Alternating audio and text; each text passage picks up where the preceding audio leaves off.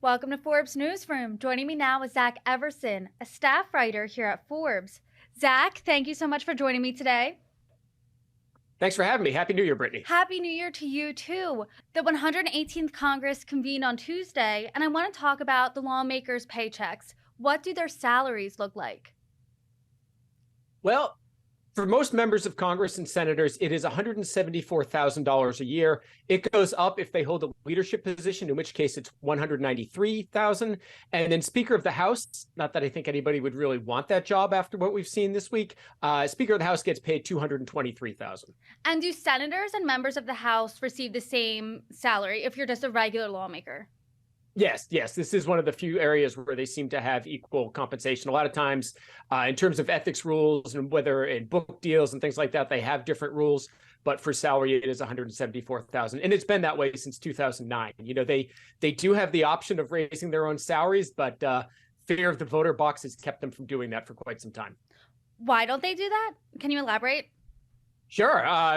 Nothing. There's this whole anti-Washington sentiment out there, and nothing sounds worse than some congressperson who comes back to their district and find out he raised his salary.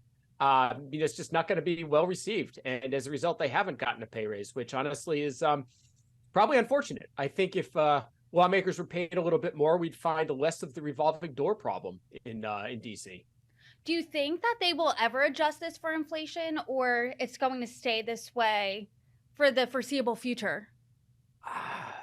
I think Congress would have to build up an incredible amount of goodwill, which it currently doesn't have, to do something like that. You'd also have to find, and basically the Conservative Freedom Caucus would have to be neutered to pull that off, because they would be up in arms, screaming about it, attacking their fellow Republican and lawmakers as well as Democrats if they voted in favor of that. And it's just not something that's palatable right now.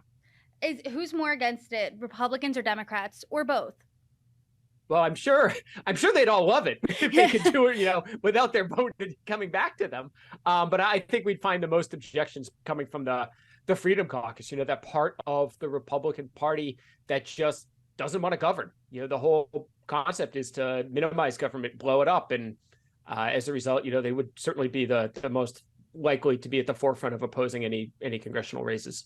You mentioned something about book deals. Can members of Congress receive outside income while they're in office? Yes, they can receive up to $30,000 a year in outside income, which I believe does not include book deals, which is one of their more profitable ways of making money. Members of Congress can get royalty payments on their books, whereas senators can also get advances in royalty payments.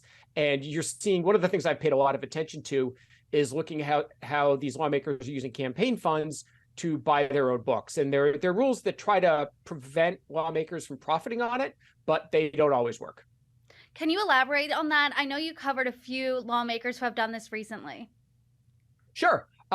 So what they're supposed to do in the House is they're supposed to, if they're buying books for their campaign, they're supposed to buy them directly from the publisher and pay costs so that there would be no profit towards or any work towards a royalty by that purchase. Now, one of the things that happens, though, is that the publishing houses know that the congressperson has the ability to do this, which certainly might make them more appealing as a potential author for that publisher. You're also seeing senators.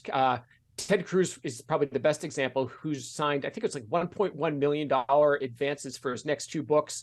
He's using campaign funds apparently to buy his book, and he's using them to direct supporters to buy them at retail, which would in fact earn him royalties. I mean, there are ads on his website, or excuse me, on WinRed last I checked, that directed supporters to go to Amazon or Barnes & Noble and buy his book. And that was using campaign monies there in a way that would profit him personally. Is that illegal or frowned upon, or are there any consequences for that?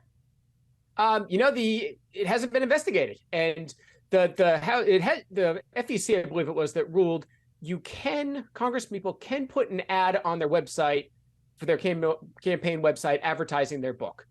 But it has to be done at minimal cost, minimal effort. If you're just tweaking a website there, it's not a big deal. But what we saw Cruz do is quite different in that it's not on his website. It's on a third-party site. It's on WinRed, and it's costing money to advertise that. Got it. And are there any other perks here besides book deals and their income? Sure. They have this campaign funds, and while they are banned from using it for personal uses, there are ways around it. For example, we've recently seen with the uptick in threats against lawmakers, they're able to use campaign funds for security, which sure is bodyguards, but also you're seeing some use it for standard home alarm systems, like many of our viewers have. You're seeing them use it for internet protection on their personal devices. So if you're using a VPN or some kind of spyware tracker, you can pay for that with campaign funds. And then there are egregious examples. There's Alex Mooney, who's under ethics investigation for this, but hasn't been reprimanded for it. He used campaign funds to pay for his meals, just going to nearby restaurants with the argument, oh, it's a campaign stop because when I'm there waiting for my food, I'm talking to clients, or to constituents. And then there's John Ratcliffe, the former representative from Texas. He's used campaign funds since leaving Congress to pay his wife $43,000 to be the treasurer of his campaign. And he's left Congress. His campaign doesn't do much. And it also appears he used campaign funds to build his personal website. So there are all sorts of ways you can get around that ban on personal use of campaign funds. Zach, you and I have talked about lawmakers under ethics investigations in the past. Worst case scenario, what happens when you're under an ethics investigation and you're found to have violated some ethics? It depends. We haven't really seen anything like that. I mean, the House, I believe, it's a long time before I was reporting on this, but I do believe Jim Traficant was probably the most severely reprimanded lawmaker out there. And honestly, the repercussions for him escape me. But by and large, it's not much, because the committee that decides on this is a committee of Congress people, equally divided between Democrats and Republicans, and they are loath to reprimand one of their own. We saw an exception to that at the last Congress, as they spanked Madison Cawthorn with a bit of a fine on his way out the door. But he had done a lot of things to anger incumbent lawmakers, so it's not surprising they went after him a little bit. I want to talk about lawmakers' annual salaries a little more. Is housing included in this? No.